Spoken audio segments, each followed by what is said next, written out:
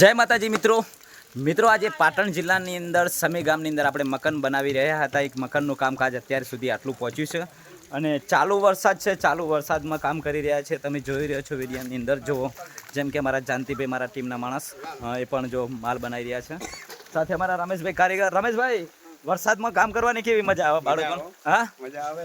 અને આ કેવી ફીલ થાય છે તમને? બહુ મજા આવે? મજા આવે ને, તમારે જેવો દિયા કરે ને અમારા કામ ના કરીએ, તમારી હેલ્પ ના કરીએ। દયા તો આપણા ચાહવાવાળા વર્ગ આપણને આપણા ગુજરાતના બધા દાતાઓ કરે છે, બાકી આપણે શું ગજુ કે આપણે સેવા કરી શકીએ।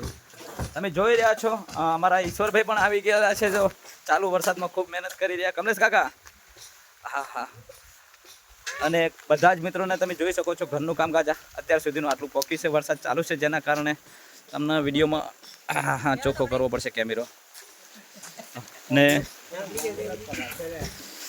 ઘણી બધી બહુ મહેનત કરી રહ્યા છે। જુઓ તમે, અભરીનું કામકાજ નખાઈ ગયું છે। અભરીનું કામકાજ અત્યાર સુધીનું આટલું પોક્યું છે। બસ 75% મકાનનું કામકાજ થઈ ગયું છે અને બાકીનું કામકાજ 25% બાકી છે। દરવાજો 250 અને બસ અને પ્લાસ્ટર, બાકીનું ઘર કામકાજ ટૂંક જ સમયની અંદર પૂરું થઈ જશે। જય માતાજી મિત્રો, જે 3 બાળકોનું ઘર બની રહ્યું છે તેની અંદર બલીબેનનું થોડુંક મગજ અશક્તિના કારણે થોડીક એમના પ્રોબ્લેમ છે, પણ જ્યારેથી ઘર બની રહ્યું છે એ પછીનું જે એમનું પરિવર્તન આવ્યું છે, એમ કહેવાય કે ઘણો બધો 30% ફેરફાર છે। ત્યારે આજે એમને મને કહ્યું કે ગોવિંદભાઈ, ખરેખર મારે તો કોઈ પિયરમાં ભાઈ નથી અને કોઈ છે નહીં, પણ આજે તમે મારા ભાઈ, અને ખરેખર એમને જે વાત કરીને મને પણ રડવું આવી ગયું છે। તો ખરેખર આપણે જ્યારે વિચાર કરતા હોઈએ, ક્યારે કલ્પના કરતા હોઈએ કે કોઈ માણસ ડૂબી ગયેલો હોય તો એને બહાર કાઢવામાં આપણે સતત પ્રયાસ કરીએ તો એને નવી જિંદગી પણ મળી શકે છે। પણ આજે સમી ગામમાં, એમ કે પાટણ જિલ્લાના સમી ગામની અંદર જે બાળકોનું મકાન બનાવી રહ્યા છે, બાળકોની પરિસ્થિતિ તમે વિડીયોમાં આગળ પણ જોઈ હશે, અને હાવ છાપરું ઝૂંપડું વાળીને રહેતા હતા, અને આજે તમારા બધાના સહયોગ સપોર્ટથી એમનું પાકું ઘર બની રહ્યું છે।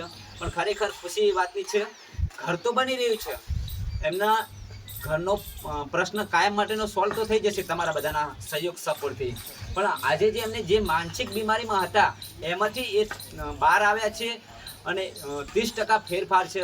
ત્યારે આટલા દિવસથી હું કામ કરું છું ત્યારે એમને મને કહ્યું કે ગોવિંદભાઈ, ખરેખર મારે પિયરમાં કોઈ ભય નથી ને આજે તમે મારા ભાઈ બનીને આવ્યા। બીજા નંબરનો પ્રશ્ન એ છે કે જે માનસિક બીમારીમાંથી ઘણો બધો ફેરફાર થઈ ગયો છે, એ બહુ ખુશીની વાત છે। મિત્રો, આ બધું જ થયું હોય ને તો તમારા સહયોગ ને તમારા સપોર્ટના કારણે થયું છે।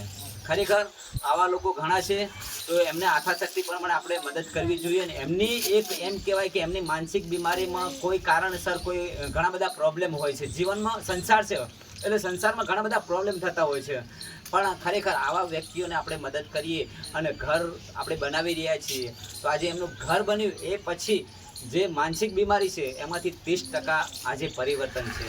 તો આ બધું જ તમારા સહયોગથી અને તમારા સપોર્ટથી છે। તો ઘર પણ ઘણું બધું એમ કહેવાય કે 75% બની ગયું છે, માત્ર 25% કામકાજ બાકી છે।